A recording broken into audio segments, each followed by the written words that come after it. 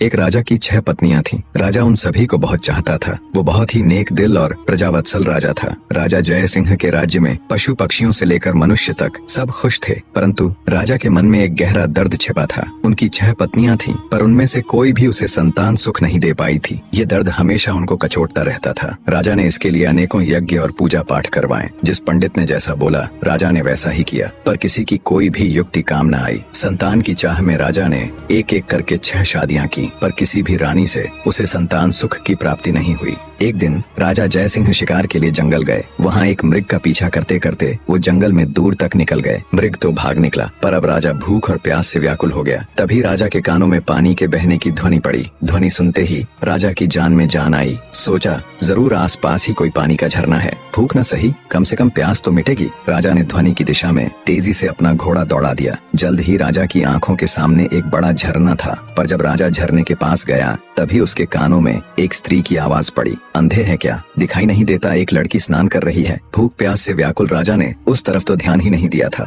लड़की की आवाज सुन राजा चौंक गया। उसने तुरंत अपना मुंह फेर लिया और बोला, क्षमा करे देवी, मैं इस जंगल में बहुत देर से भूखा प्यासा भटक रहा हूँ, जिससे विचलित होने के कारण मैं आपको देख नहीं पाया। इतना कह राजा मुंह फेरे ही वहाँ से कुछ दूर चलकर खड़ा हो गया। कुछ ही पलों में वह लड़की स्नान से निवृत्त होकर राजा के पास आई। उसने सूखे वस्त्र धारण किए थे और हाथ में कुछ फल लिए हुए थे। वह राजा के पास आकर बोली, महाशय, अब आप पानी पी सकते हैं। राजा ने झरने से पानी पिया और लड़की के दिए फल खाए। पानी और फल से उनकी भूख प्यास शांत हुई। राजा ने लड़की की ओर देखा और पूछा, हे सुंदरी, तुम कौन हो और इस जंगल ब्याबान में अकेली क्या कर रही हो? लड़की ने जवाब दिया, मेरा नाम मोहिनी है। मैं पास के गांव में रहती हूँ। रोज यहाँ स्नान करने आती हूँ और जंगल से लकड़ियाँ इकट्ठा करती हूँ। ये झरना जंगल के बीच में है, इसलिए यहाँ कोई नहीं आता। राजा जय सिंह मोहिनी की सादगी और सुंदरता पर मोहित होकर बोला, मोहिनी, तुम्हारी मदद के लिए शुक्रिया। आज तुमने मेरी जान बचाई है, वरना मारे भूख प्यास के मेरे तो प्राण निकलने वाले थे। मोहिनी बोली, महाशय, अब आप भी अपना परिचय दीजिए। राजा ने गंभीर होकर कहा, आज नहीं सुंदरी,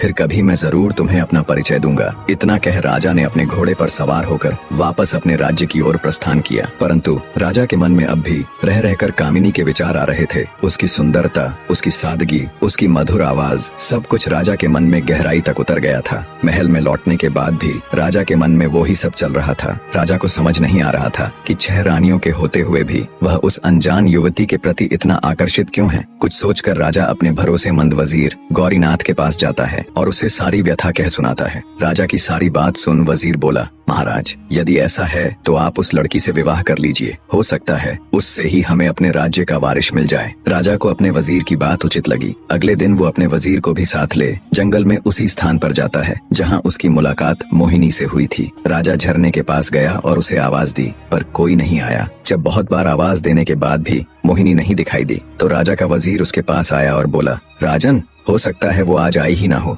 आपने बताया था वो पास के ही गांव में रहती है, हमें वहीं चलकर देखना चाहिए। राजा और उसका वजीर दोनों अपने घोड़ों के ऊपर सवार हो पास के गांव में जाते हैं। मोहिनी का नाम पूछते पूछते दोनों उसके घर पहुंच जाते हैं। 2 शाही व्यक्तियों को शाही घोड़ों पर देख गांव वाले भी कौतूहलवश आस पास जमा हो जाते हैं। राजा घोड़े से उतरकर झोपड़ी के बाहर जाता है और मोहिनी को आवाज देता है। राजा की आवाज सुन जब मोहिनी रोनी सूरत ले झोपड़ी से बाहर आती है तो उसकी आंखों में आंसू थे। जब राजा ने कारण पूछा तो एक गांव वाले ने बताया, महाशय, इस दुनिया में सिर्फ इनकी माँ ही थी, आज उनका भी स्वर्गवास हो गया। अब बेचारी रोएगी नहीं तो और क्या करेगी। इतना कह गांव वालों ने राजा से उनका परिचय मांगा। आप बताइए, आप लोग कौन हैं? गांव वालों के पूछने पर वजीर ने राजा का परिचय दिया तो पूरे गांव में खलबली मच गई। सभी ने मिलकर राजा का स्वागत किया। गांव के मुखिया से राजा ने कहा, अगर आप लोगों को कोई आपत्ति न हो तो मैं मोहिनी से विवाह करना चाहता हूँ। राजा की बात सुन मुखिया खुश होता हुआ बोला, महाराज, हमारी बेटी राजरानी बनेगी, हमारे तो भाग्य खुल जाएंगे। गांव वालों ने जल्दी जल्दी सारी तैयारी करके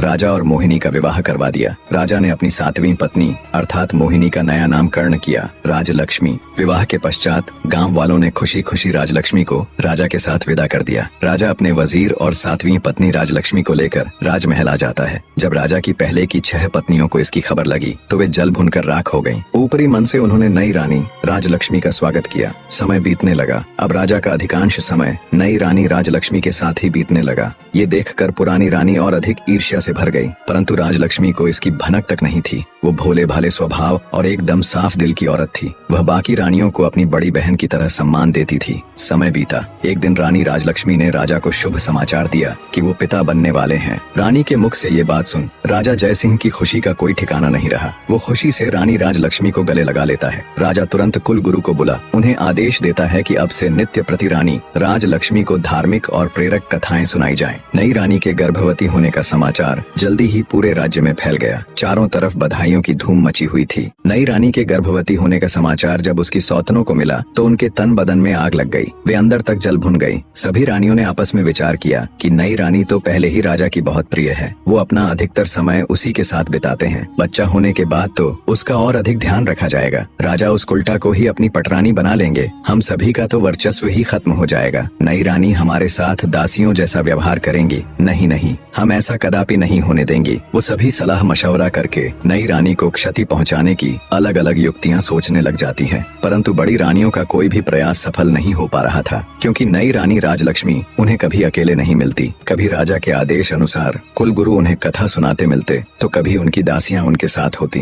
कभी प्रजा के लोग उन्हें घेरे रहते तो कभी खुद राजा ही उनके साथ होते। ऐसे में रानियों को कभी अपने मकसद को अंजाम देने का मौका ही नहीं मिला। इसी तरह समय बीत रहा था। रानी राजलक्ष्मी का गर्भावस्था का समय लगभग पूरा होने को आया था, पर फिर एक दिन राज्य की सीमा पर विद्रोहियों ने आक्रमण कर दिया। शत्रुओं से निपटने के लिए राजा जयसिंह को अपनी सेना सहित राज्य महल छोड़कर राज्य की सीमा पर जाना पड़ा। बड़ी रानियों को तो जैसे सुनहरा अवसर मिल गया था। वे छोटी रानी को ऐसी दवाई देने लग गई जिससे रानी राजलक्ष्मी के गर्भ को क्षति पहुंचे और रानी से ऐसे ऐसे कार्य करवाती जो गर्भावस्था के लिए उचित नहीं थे। बड़ी रानियां छोटी रानी के भोलेपन का खूब फायदा उठाती और उन्हें उल्टी उल्टी चीजें सिखाती। जब कुलगुरु छोटी रानी को कथा सुनाने आते तो वो उसे अच्छी अच्छी बातें समझाते और आवश्यक सावधानियां बताकर चले जाते। रानी राजलक्ष्मी बिल्कुल भी समझ नहीं पा रही थी कि कुलगुरु और बड़ी रानियों की बातें इतनी भिन्न क्यों हैं। आखिर सही कौन है? रानी राजलक्ष्मी ने सोचा, बड़ी रानियां तो महिलाएं हैं, कुलगुरु तो फिर भी पुरुष हैं। महिलाओं की समस्याएं भला पुरुष कहाँ समझ पाएंगे, इसलिए जो बड़ी रानियां कहती हैं वो ही उचित है। साफ हृदय की रानी राजलक्ष्मी कभी सपने में भी नहीं सोच सकती थी कि बड़ी रानियां उसके साथ कुछ गलत कर सकती हैं। इसलिए वो आंखें बंद करके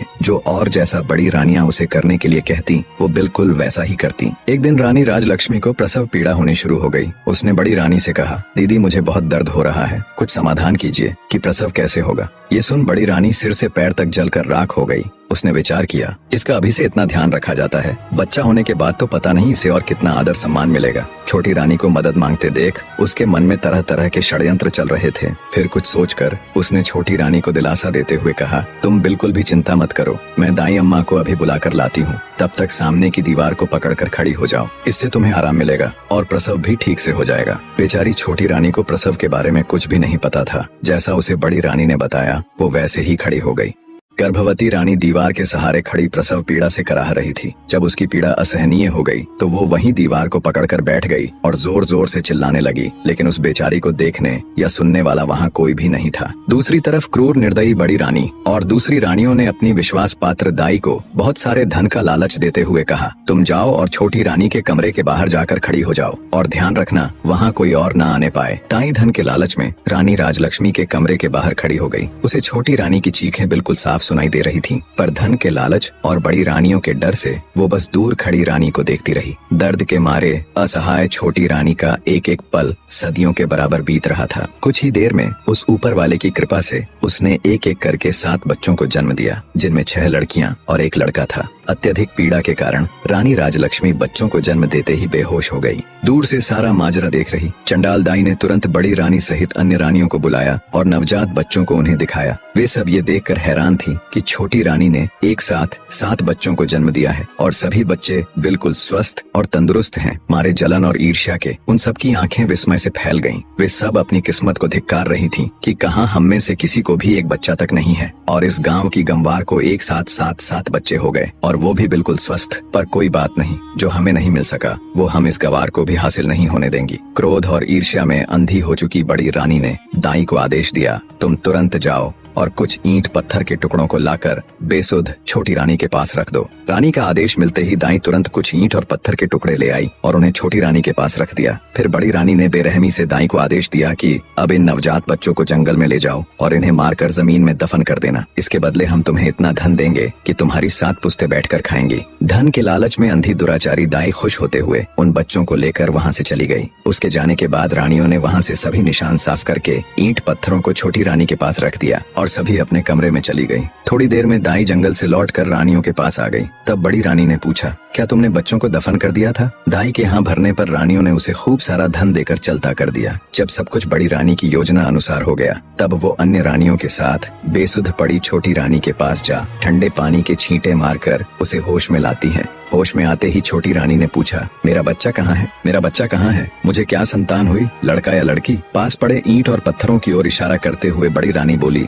ये देखो, तुमने इन ईंट और पत्थरों को जन्म दिया है। ये सुनते ही छोटी रानी एकदम से आश्चर्य के साथ सन्न रह गई और बोली, ऐसा कैसे हो सकता है कि मैंने ईंट और पत्थरों को जन्म दिया है? नहीं, ये नहीं हो सकता। मैं ये मान ही नहीं सकती कि मुझे बच्चे की जगह ये ईंट और पत्थर हुए हैं। एक औरत के गर्भ से क्या कभी किसी पत्थर को जन्म लेते देखा है? बच्चा तो अवश्य हुआ होगा। इतना कह रानी राजलक्ष्मी रोते हुए बड़ी रानी से बोली, दीदी, कह दो कि ये झूठ है, कह दो कि ये एक मजाक है, कह दो कि आप सब ने मुझसे झूठ कहा है। मेरे बच्चे कहाँ हैं? मुझे अब जल्दी से उनसे मिलवा दो। अब मुझसे ये सब बर्दाश्त नहीं हो रहा। छोटी रानी की बात सुन बड़ी रानी आंखें तरेरते हुए गुस्से में बोली, क्या बक रही हो तुम? हम क्यों तुम्हारे साथ मजाक करेंगे? ये पत्थर ही है जिसे तुमने जन्म दिया है। इतना कहते हुए उन्होंने उन ईंट और पत्थरों को एक थैले में भर कर रख दिया। अब बड़ी रानियों को इंतजार था तो बस राजा के आने का। छोटी रानी बेचारी खून का घूंट पीकर रह गई। भला उस अकेली की उन 6 रानियों के आगे क्या चलनी थी? दुष्ट रानियों ने पूरे महल में ये बात फैला दी कि छोटी रानी ने बच्चों के बदले ईंट और पत्थरों को जन्म दिया है। कुछ समय बाद राजा जय सिंह भी युद्ध जीतकर अपने राज्य में पधारे,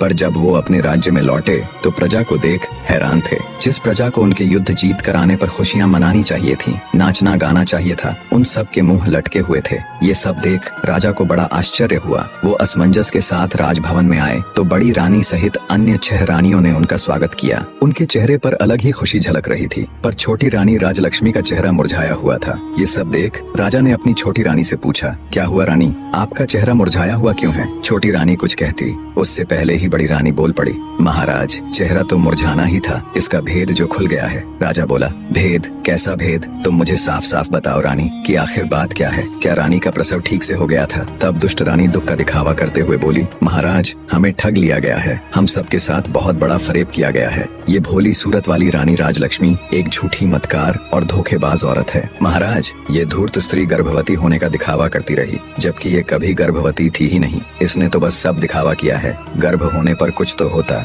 इसे तो ईंट और पत्थर हुए हैं। इतना कहकर बड़ी रानी ने थैले में इकट्ठे किए हुए ईंट और पत्थरों को राजा को दिखाया। ये सब देख राजा तुनक गया और बोला, बड़ी रानी, आप ये क्या कह रही है? भला एक मानव गर्भ से कभी ईंट और पत्थरों को पैदा होते हुए देखा है तुमने कभी? राजा की बात सुन बड़ी रानी बोली, क्षमा करे महाराज, पर हम भी तो आपको वही बताने और समझाने का प्रयत्न कर रही है कि इसने हमारे साथ गर्भवती होने का नाटक किया है। हम भी तो कब से उम्मीद लगाए बैठे थे कि राज्य का वारिस आएगा, हमें भी कोई माँ कहने वाला आएगा। हमारे भी कान तरस गए थे महाराज माँ शब्द सुनने को, पर इस दुष्ट औरत ने हम सबके साथ छल किया है। ये सब सुनने के बाद राजा को भी बड़ी रानी की बातों का विश्वास होने लगा। उसे भी लगने लगा कि छोटी रानी ने सबके साथ धोखा किया है। राजा छोटी रानी राजलक्ष्मी से कहता है, तुमने ये सब क्यों किया रानी? तुम्हारी हिम्मत कैसे हुई हमें छलने की? मैं तो जैसे तैसे विधि का विधान मानकर जी रहा था कि शायद हमारे भाग्य में संतान सुख है ही नहीं, पर तुमने तो हमें हमारे जीवन की सबसे बड़ी आशा दिखाकर उस पर पानी फेर दिया। गुस्से से भरा राजा लगातार अपनी छोटी पत्नी को सुनाए जा रहा था, मैंने तो तुम्हारा मासूम सा चेहरा देखकर तुमसे शादी की थी। मुझे क्या पता था तुम हमारे साथ इतना बड़ा विश्वासघात करोगी।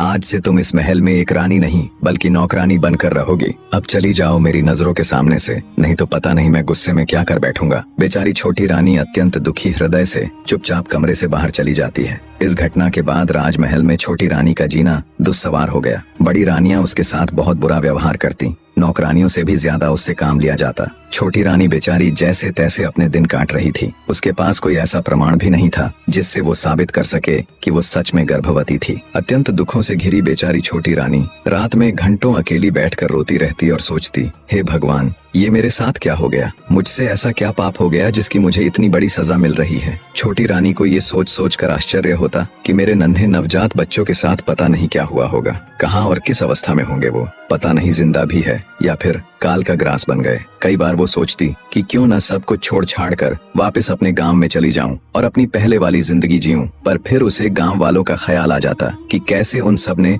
उसे कितने अरमानों से राजा के साथ विदा किया था। कितने खुश थे पूरे गांव के लोग। अब वापस जाकर उन सबको क्या जवाब दूंगी, किस मुंह से अपने दुर्भाग्य की कथा उनको बताऊंगी। यही सब सोचकर वो गांव जाने का विचार त्याग देती है। ऐसे ही समय गुजरता गया। एक दिन राजा जय सिंह अपने राज दरबार में बैठा था। तभी उनके राज्य में स्थित एक छोटे से गांव का प्रधान उनके पास आता है और हाथ जोड़कर राजा से कहता है, महाराज, आज मैं आपके सामने अपने गांव की एक बहुत ही विचित्र घटना के बारे में बताने के लिए हाजिर हुआ हूँ। ये घटना इतनी विचित्र है महाराज कि इसके बारे में आपको अवश्य पता होना चाहिए। राजा जय सिंह ग्राम प्रधान की बात सुन कहता है, कहो प्रधान जी, ऐसी क्या विचित्र घटना हुई भला। तब ग्राम प्रधान राजा को बताना आरंभ करता है, महाराज, हमारे गांव के पास ही एक जंगल लगता है, जहां से गुजरते वक्त पिछले कुछ समय से हम वहां एक चंपा फूल का पौधा और उसके आसपास बांस के कई पेड़ों को देख रहे हैं। पर महाराज, विचित्र बात तो ये है कि उन पौधों को किसी गांव वाले ने नहीं उगाया, बल्कि वो खुद ही वहां उगाए हैं। और उससे भी विचित्र बात है, उन पौधों की उगने की बनावट, उन्हें देखकर बिल्कुल ऐसा लगता है महाराज जैसे वो बांस के पौधे खास तौर पर उस चंपा के पौधे की सुरक्षा के लिए ही लगाए गए हों। ग्राम प्रधान की बात सुन राजा बोल पड़ा, तुम ये क्या कथा सुना रहे हो भाई? मेरी तो कुछ समझ में नहीं आ रहा। और इसमें ऐसी हैरान कर देने वाली आखिर क्या बात है? पौधे ही तो हैं, उगाए होंगे किसी भी तरह। तब ग्राम प्रधान बोला, क्षमा करें महाराज, पर आप पहले मेरी पूरी बात तो सुन लीजिए। जितनी विचित्र उन पौधों की बनावट है, उससे कहीं ज्यादा विचित्र ये बात है कि वो चंपा का पौधा अत्यंत खुशबूदार फूलों से लदा हुआ है। और जब कोई ग्रामीण अथवा राहगीर उसके फूलों को तोड़ने का प्रयत्न करता है तो वो किसी जादुई पौधे की तरह रहस्यमयी ढंग से ऊंचा होता चला जाता है। इतना ऊंचा कि हाथ से फूल तोड़ना तो दूर की बात है, किसी लंबी लकड़ी से भी उस पौधे के फूलों को तोड़ पाना असंभव है महाराज। अब राजा जय सिंह की ग्राम प्रधान की बातों में रुचि बढ़ने लगती है। वे पूरे ध्यान से उसकी बातें सुन रहे थे।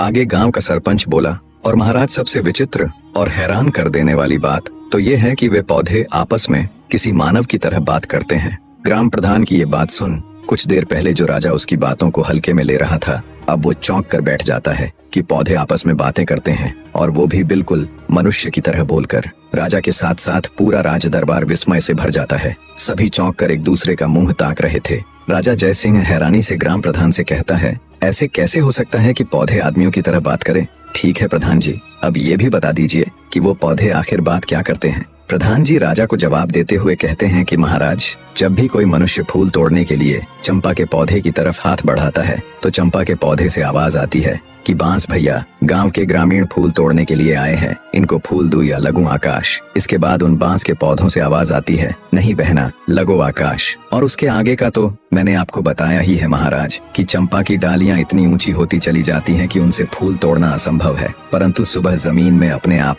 अत्यंत सुगंधित फूल बिखरे हुए मिलते हैं, पर आज तक कोई भी व्यक्ति उन फूलों को अपने हाथों से नहीं तोड़ पाया है। गांव के सरपंच की बात सुन राजा जय सिंह सोच में पड़ जाता है। फिर कुछ देर विचार कर वो अपने भरोसेमंद वजीर गौरीनाथ को बुलाकर उसे निर्देश देते हुए कहता है, मंत्री जी, आप फौरन वहां जाओ और सच का पता लगाओ। वजीर गौरीनाथ जी महाराज कह तुरंत ग्राम प्रधान को साथ ले गांव के लिए चल पड़ता है। कुछ ही देर में मंत्री और ग्राम प्रधान उन बोलने वाले रहस्यमयी चंपा और बांस के पेड़ों के पास पहुंच जाते हैं। सरपंच के साथ राजा के खास मंत्री को देख गांव वाले भी उत्सुकतावश आसपास इकट्ठे हो जाते हैं। मंत्री जब घोड़े से उतरकर उस चंपा के पौधे के पास जाकर देखता है तो उसे बिल्कुल उसी अवस्था में पाता है जिस प्रकार गाँव प्रधान जी ने दरबार में राजा को बताया था। बांस के पेड़ों के बिल्कुल बीच में खड़ा चंपा का पौधा अपनी अलग ही छठा बिखेर रहा था। उसके फूलों से उठती भीनी भीनी खुशबू से कुछ देर के लिए तो मंत्री जी भी मदमस्त हो जाते हैं। तंद्रा टूटते ही उन्हें राजा का आदेश याद आता है तो वे उस चंपा के पौधे के पास जाकर जैसे ही उसके फूल को तोड़ने के लिए अपना हाथ आगे बढ़ाते हैं, तभी चंपा के पौधे से मानव आवाज आती है, जिसे सुनकर मंत्री ठिठक कर रुक जाता है। चंपा का पौधा बोला, हे बांस भैया, हमारे मंत्री जी मेरे फूल तोड़ने आए हैं, इनको फूल दूं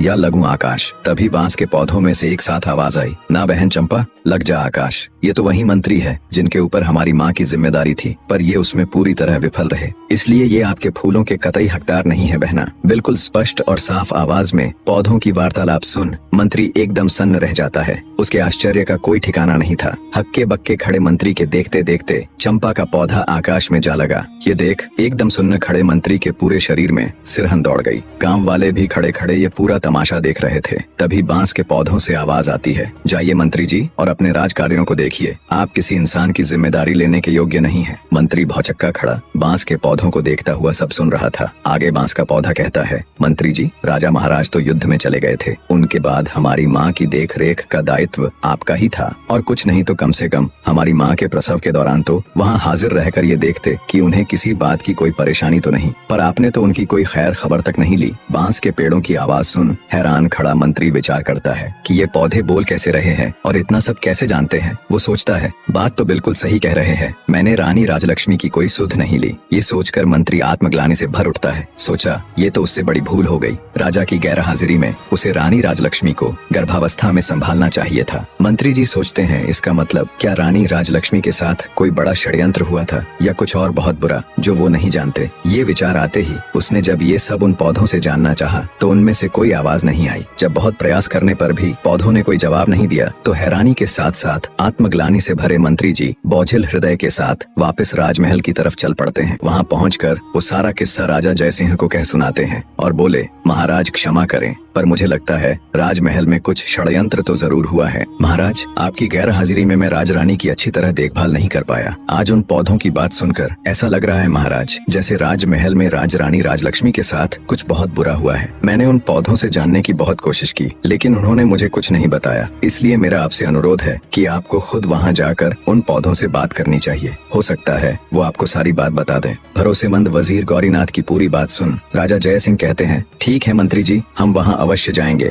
और साथ में अपनी 6 रानियों को भी लेकर जाएंगे। राजा की बात सुन मंत्री जी बोले, महाराज, मेरी आपसे एक गुजारिश है, मैं छोटी रानी राजलक्ष्मी को भी अपने साथ वहाँ लेकर जाना चाहता हूँ। राजा बोले, ठीक है मंत्री जी, आप ऐसा कर सकते हैं, पर वो दुष्ट मेरी आंखों के सामने न आने पाए, इस बात का ध्यान रखना। मंत्री बोला, जी महाराज। अगले दिन राजा जयसिंह अपनी रानियों के साथ आकाश चंपा का रहस्य जानने के लिए निकल पड़े। सबसे आगे रथ में राजा और उसकी पटरानी चल रहे थे। उससे पीछे वाले रथ में राजा की 5 रानियां और पीछे भी अन्य कई प्रमुख सभा सदस्य साथ जा रहे थे। राजा से आज्ञा ले चुके मंत्री ने रानी राजलक्ष्मी को अपने परिवार सहित बड़े आदर से पालकी में उन्हें बिठा दिया था। राजा का काफिला कुछ समय में गांव के बाहर पहुंच गया। वहां पहुंचने पर जंगल के बाहर गांव की सीमा पर वो अपना पड़ाव डाल देते हैं। पूरे राज्य परिवार को आया देख गांव के ग्रामीण उनके स्वागत में जुट गए। कुछ समय विश्राम कर सभी आकाश चंपा के पौधे के पास पहुंच जाते हैं और उसके चारों तरफ घेरा डालकर बैठ जाते हैं। आज भी चंपा का पौधा अपनी सामान्य ऊंचाई पर खड़ा लहलहा रहा था और चारों तरफ अपनी खुशबू बिखेर रहा था। सब लोग उसकी खुशबू से सराबोर हो उठे, पर राजा तो चंपा के पौधे के रहस्य को जानने के लिए बेताब था। राजा की 6 पत्नियां उसके साथ बैठी थीं और छोटी रानी राजलक्ष्मी मंत्री जी की पत्नी के साथ बैठी हुई थी। तभी बड़ी रानी यानी राजा की पटरानी राजा से बोली, महाराज, यदि आपकी आज्ञा हो तो क्या मैं इस खुशबूदार चंपा के पौधे से कुछ फूल तोड़ लूं? राजा बोला, अवश्य रानी साहिबा। तभी राजा की दूसरी पत्नी भी बोल उठी, महाराज, इन फूलों की उठती भीनी भीनी खुशबू को महसूस कर मुझसे बिल्कुल भी नहीं रुका जा रहा, क्या मैं भी फूल ले लूं? दूसरी रानी के साथ साथ तीसरी, फिर चौथी, सभी रानियों ने ऐसा कहा तो राजा बोला, अवश्य तुम सब वो फूल ले लेना। राजा ने सबसे पहले 6वें नंबर यानी छोटी रानी को फूल चुनने का निर्देश दिया और पटरानी सहित अन्य रानियों से बोले कि ये तुम सब में सबसे छोटी है, इसलिए सबसे पहले उसे ही फूल चुनने का अवसर मिलना चाहिए। राजा की बात से पटरानी सहित अन्य रानियां सहमत हो गईं, तो 6वें नंबर की रानी फूल तोड़ने के लिए चंपा के पौधे के पास जाती है। राजा सहित वहाँ मौजूद सभी की उत्सुकता पूरे चरम पर थी। सभी ये देखने के लिए आतुर थे कि अब क्या होगा। रानी ने पेड़ के पास जाकर जैसे ही फूल तोड़ने के लिए अपना हाथ आगे बढ़ाया, तभी चंपा के पौधे से आवाज आई, रुकिए रानी जी, आप मेरी आज्ञा के बिना मेरे फूल नहीं तोड़ सकती। पौधे की आवाज सुन रानी ठिठक कर वहीं रुक जाती है। चंपा के पौधे से आई आवाज इतनी स्पष्ट और तेज थी कि राजा सहित वहाँ मौजूद सभी लोगों ने उसे सुना। अब तक तो राजा ने सिर्फ अन्य लोगों के मुख से ही बोलने वाले चंपा के पौधे के बारे में सुना था, पर अब जब उसने अपने कानों से सुना तो वो भी हैरान रह गया। उसके आश्चर्य की कोई सीमा नहीं थी। तभी चंपा के पौधे से आवाज आई, बांस भैया, हमारी सौतेली छोटी माँ हमारे फूल तोड़ने आई है। मैं टूटू या लगूं आकाश? बांस के पौधे में से आवाज आई, बहन चंपा, लग जा आकाश, ये तो तुम्हें छूने योग्य भी नहीं है। क्या तुम्हें याद नहीं कि इन्होंने हमारी माँ के साथ कैसा अत्याचार किया है? इसलिए बहन इनके बारे में मत सोच और लग जा आकाश। बांस के इतना कहते ही चंपा की डालियां फिर से ऊपर उठी और आकाश को छूने लगी। रानी पौधे की बात सुन हैरान थी कि ये पौधा क्या बोल रहा है, कहीं हमारी पोल न खुल जाए। उसकी सिट्टी पीटी गुम हो गई। रानी ने सोचा, कहाँ तो फूल तोड़ने आई थी। फूल मिलना तो भाड़ में गया, यहाँ तो हमारा ही किया कराया उजागर हो रहा है। निराश हो चुपचाप वो एक चोर की तरह वापस आकर अपने स्थान पर बैठ गई,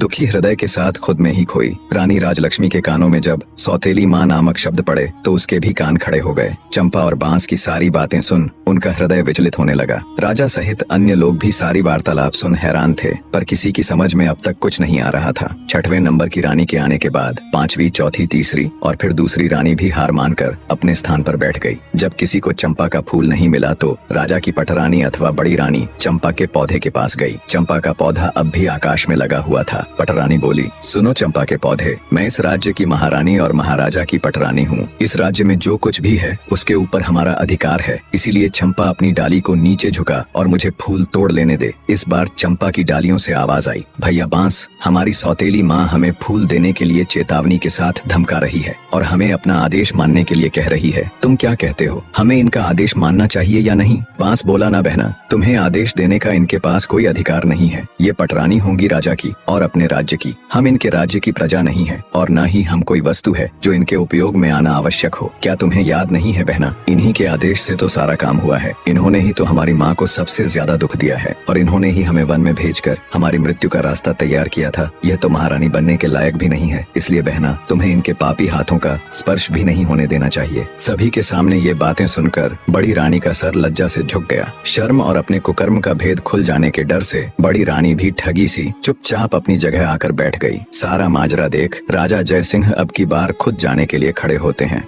चंपा के पौधे की डालियां अब पहले की तरह वापस अपनी सामान्य ऊंचाई पर आ गईं। अब की बार राजा जयसिंह खुद उठे और फूल तोड़ने के लिए पौधे के पास गए। जब राजा ने फूल तोड़ने के लिए अपने हाथ आगे बढ़ाए तभी चंपा के पौधे से आवाज आई, ना ना महाराज, आप यह भूल कभी मत कीजिएगा। आपको फूल तोड़ने से रोकने के लिए मैं अपने भैया से भी अनुमति नहीं लूंगी और यदि भैया अनुमति दे भी देंगे तो भी मैं आपके हाथों में नहीं आऊंगी। इसलिए आप अपने हाथ पीछे ही रखिए और फूल तोड़ने का विचार त्याग दीजिए। चंपा के पौधे की बात सुन राजा जय सिंह हैरान रह गया। सोचा आखिर ऐसा क्या हुआ कि उनको रोकने के लिए चंपा अपने भाइयों से भी अनुमति नहीं ले रही। राजा बोला, हे चंपा के पौधे, मैं इस देश का राजा हूँ। मैंने कभी भी किसी के साथ अन्याय नहीं किया। मैं अपनी प्रजा को अपनी संतान की तरह मानता हूँ। मेरे राज्य में मनुष्य ही नहीं पशु पक्षी भी खुश और स्वतंत्र है। मैंने आज तक किसी को जरा सी भी तकलीफ नहीं दी। फिर मुझसे ऐसी क्या भूल हो गई कि मुझे अपने फूल लेने से रोकने के लिए आपको अपने भाइयों से भी पूछने की जरूरत नहीं पड़ी। तब चंपा के पौधे से आवाज आई, हे राजा महाराज, इसमें कोई शक नहीं कि आपने आज तक किसी भी जीव जंतु को कोई तकलीफ नहीं दी, परंतु महाराज आप में एक सबसे बड़ी कमी है कि आप कान के कच्चे हैं। जो कोई भी आपसे जैसा भी कहता है आप बिना सच्चाई जाने वैसा ही मान लेते हैं। खुद से कभी भी सच्चाई जानने की कोशिश नहीं करते। आपने प्रजा को तो संतान मान लिया, लेकिन क्या कभी आपने अपनी संतान की खोज खबर करने की जरा सी भी कोशिश की? क्या आपने कभी ये जानने की कोशिश की कि आपकी अपनी संतान कहाँ है? अरे छोड़िए राजा महाराज, आप तो अपनी गर्भवती पत्नी की भी सुरक्षा तक नहीं कर पाए। बिना सच्चाई का पता किए आपने एक सच्ची नारी को धोखेबाज कहकर नौकरानी बना दिया। तो जाइए महाराज, जाकर अपने राज्य को संभालिए। आप मेरे फूलों के बिल्कुल भी योग्य नहीं हो। चंपा के पौधे की बात सुन बेचारा राजा निरुत्तर हो गया और चुपचाप मुंह लटकाए वापस अपनी जगह पर आकर बैठ गया। उनके मन में हजारों सवाल एक साथ उठ रहे थे। उन्हें कुछ समझ नहीं आ रहा था, क्या सच है क्या झूठ। राजा अपने विचारों की उधेड़-बुन में खोया हुआ था। तभी वजीर गौरीनाथ उनके पास आता है और कहता है, महाराज आप यदि आदेश दे तो हम छोटी रानी राजलक्ष्मी को भी फूल तोड़ने के लिए एक बार पौधे के पास भेज कर देखे। राजा कुछ कहते उससे पहले ही पटरानी बोल उठी, मंत्री जी, जो फूल महाराज के हाथों भी नहीं टूटे वह इस धोखेबाज के हाथों कैसे टूटेंगे? मंत्री जी ने प्रश्नवाचक दृष्टि से राजा की ओर देखा। चंपा के पौधे से अब तक की हुई इतनी बातों से राजा के मन में भी शंका पैदा होने लगी थी। उन्होंने अपनी शंका दूर करने का निर्णय लेते हुए मंत्री जी को अनुमति दे दी। मंत्री रानी राजलक्ष्मी के पास जा उन्हें फूल तोड़ने के लिए कहते हैं। मंत्री की बात सुन रानी राजलक्ष्मी अनमने मन से उठी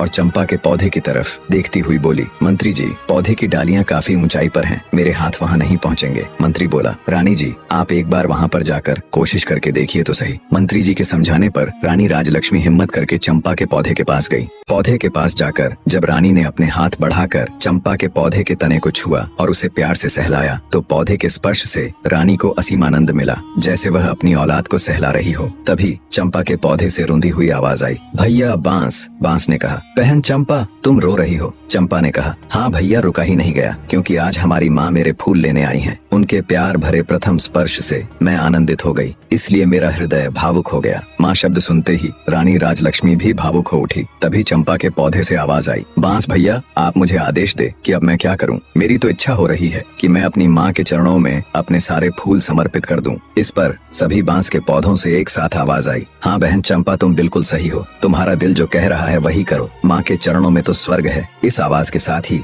चंपा के पौधे की सारी डालियां झुककर रानी राजलक्ष्मी के चरणों को छूकर उनके चारों ओर फैल गई और रानी के ऊपर पुष्प वर्षा होने लगी। ये देखकर वहाँ मौजूद सभी लोग बहुत हैरान थे। वो बिना पलक झपकाए इस असीम पल का आनंद ले रहे थे। राजा जयसिंह का भी मुंह खुला का खुला रह गया। बड़ी रानियों ने जब ये नजारा देखा तो वो पैरों से लेकर सिर तक जल भुन गई। उनके दुख की कोई सीमा नहीं थी। इधर रानी राजलक्ष्मी तो जैसे सब भूलकर असीम आनंद के सागर में गोते लगा रही थी। उनके सिर से पांव तक चंपा के पुष्प भरे हुए थे। रानी राजलक्ष्मी एक सांस आंसू बहाते हुए चंपा की डालियों को अपने हाथों से पकड़े सहलाए जा रही थी। ये नजारा देख गांव के सभी लोग हैरान थे। राजा जयसिंह से जब ये सब देखकर रुका नहीं गया तो वे चंपा के पौधे के नजदीक आए और बोले, हे जादुई पौधे, तुम यह बताओ कि तुम कौन हो? तुम देव हो, किन्नर हो या किसी अन्य लोक के प्राणी हो? तुमने किसी को भी अपने फूलों को छूने भी नहीं दिया, परंतु अब छोटी रानी की बाहों में बंद कर उनके ऊपर पुष्प वर्षा कर रही हो। इसके पीछे क्या कारण है? हे पौधों, अब ये राज मेरी बर्दाश्त के बाहर हो रहा।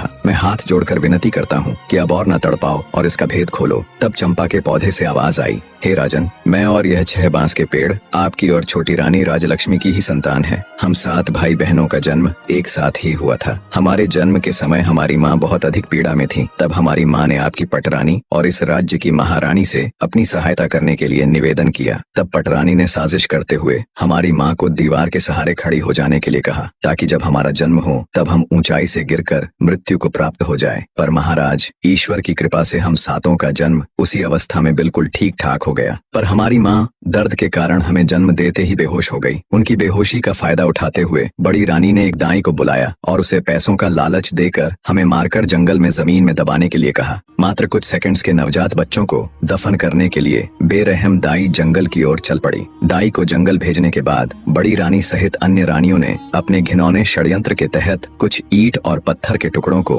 हमारी माँ के पास रख दिया। दूसरी तरफ जब दाई हमें जंगल में लेकर आई और दफन करने के लिए जमीन खोदने लगी, तभी आकाश मार्ग से महाराज इंद्रदेव की कुछ अप्सराएं वन भ्रमण के लिए आ रही थी। जब उनकी दृष्टि हम पर पड़ी तो उन्हें हम पर दया आ गई। उन्होंने हमें उठा लिया और अपनी शक्तियों से बहुत जोर की आंधी चला दी। धूल मिट्टी उड़ने के कारण दाई हमें खोजती रह गई। हमारे नहीं मिलने पर महल में जाकर उसने महारानी के डर से झूठ बोल दिया कि उसने हमें मारकर जमीन के अंदर दबा दिया है। दाई के वहाँ से जाने के बाद अप्सराओं ने मेरे 6 भाइयों को बांस में बदल दिया और मुझे चंपा के फूल का पौधा बना दिया। बस उन्हीं की कृपा से हमें सभी बातें याद हैं और हम सभी को पहचान कर उनके अनुसार अपना व्यवहार कर पा रहे हैं और मानव की आवाज में बोल पा रहे हैं। सारी बातें जान राजा सहित वहाँ मौजूद सभी लोग हैरान थे। रानी राजलक्ष्मी की आंखों से तो अश्रु रुकने का नाम ही नहीं ले रहे थे। राजा जयसिंह बोले, मेरे बच्चों, तो क्या तुम सब अब ऐसे ही पौधों के रूप में रहोगे? क्या ऐसा कोई भी रास्ता है जिससे तुम अपने मानव रूप में आ सको? तब चंपा बोली, महाराज, जब हमारी माँ हम सब की एक एक पतियों को तोड़कर इंद्रदेव को याद कर उनसे प्रार्थना करेंगी, तब हम सब अपने असली रूप में आ जाएंगे।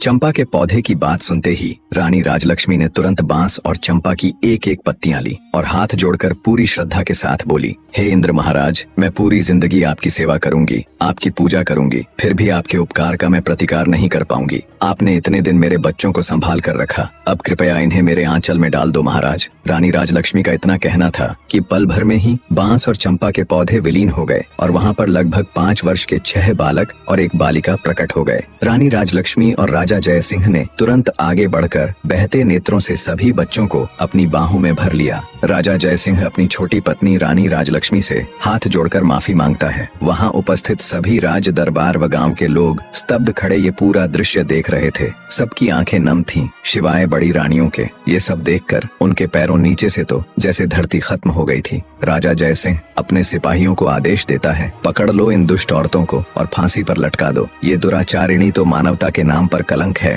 राजा की ये बात सुन रानी राजलक्ष्मी कहती है, महाराज, आज मेरे लिए मेरी जिंदगी का सबसे बड़ा दिन है। आज इतने बड़े खुशी के मौके पर मैं किसी के लिए इतना काला दिन नहीं लाना चाहती। मेरा आपसे अनुरोध है, आप इन सबको क्षमा कर दीजिए। राजा बोला, रानी, आपका हृदय बहुत विशाल है, पर इनके गुनाह को देखते हुए इन्हें क्षमा दान तो नहीं दिया जा सकता, किंतु आपके अनुरोध पर मैं इन दुराचार ब्रह्मचारिणियों को आजीवन कारावास की सजा देता हूँ। दुष्ट रानियों को सजा मिल जाती है। राजा जय सिंह अपनी पत्नी रानी राजलक्ष्मी और अपने बच्चों के साथ सुखमय और शांतिपूर्ण जीवन व्यतीत करते हैं। कहानी का निष्कर्ष बताने से पहले आपसे 2 बातें करना चाहूंगा। एक तो ये कि आप सब में से बहुत से ऐसे भाई बहन हैं जो मेरी तरह वीडियो बनाना चाहते हैं और आए दिन कमेंट करके पूछते रहते हैं। उन सब के लिए मैंने एक कंप्लीट ट्यूटोरियल वीडियो एक छोटे से प्राइस के साथ बना दी है। आप सबको उसके लिए मेरा चैनल ज्वाइन करना पड़ेगा। कुछ समझ ना आए तो आप पूछ सकते हैं, आपकी पूरी हेल्प की जाएगी। दूसरी ये कि कहानी कैसी लगी ये सब कमेंट करके जरूर बताएं। आपके कमेंट्स पढ़कर बहुत अच्छा लगता है। और ये भी बताइए कि नेक्स्ट स्टोरी किसकी देखना चाहेंगे। अब आते इस कहानी के निष्कर्ष पर। यह कहानी एक माँ की ममता, एक पिता के पश्चाताप और ईश्वर की लीला का ऐसा संगम है जो मानवता के सबसे गहरे भावों को छूती है। रानी राजलक्ष्मी की ममता इस बात का प्रमाण है कि एक माँ के हृदय से निकली पुकार सृष्टि के हर कण को झकझोर देती है। वर्षों तक अपने बच्चों से दूर रहकर भी उन्होंने विश्वास नहीं खोया और अंततः उनकी श्रद्धा और प्रेम ने देवताओं को भी झुकने पर मजबूर कर दिया। राजा जय सिंह का पश्चाताप, उनके अंदर का टूटता हुआ अहंकार ये बताता है कि सत्य की राह में झुका हुआ सिर ही सबसे ऊंचा होता है। जब उन्होंने अपनी भूल को स्वीकारा तो उनका मन भी पावन हो गया। और रानी राजलक्ष्मी का क्षमा भाव इस संसार को यह सिखाता है कि सच्चा प्रेम बदले की भावना नहीं रखता, बल्कि क्षमा और करुणा से जीवन को सुंदर बनाता है। प्रेम, विश्वास और आस्था की शक्ति से जीवन की सबसे कठिन परिस्थितियों को भी बदला जा सकता है। जब मनुष्य के हृदय में सच्ची प्रार्थना होती है तो ईश्वर भी उनके लिए मार्ग प्रशस्त कर देते हैं। जीवन में कितनी भी कठिनाई आए, लेकिन यदि प्रेम और श्रद्धा के दीपक को मन में जलाकर रखा जाए तो अंततः विजय हमारी ही होती है। यह कहानी केवल एक कथा नहीं, बल्कि एक अमर संदेश है कि विश्वास, प्रेम और करुणा से ही जीवन का वास्तविक अर्थ पूरा होता है। अंत तक बने रहने के लिए आपका धन्यवाद।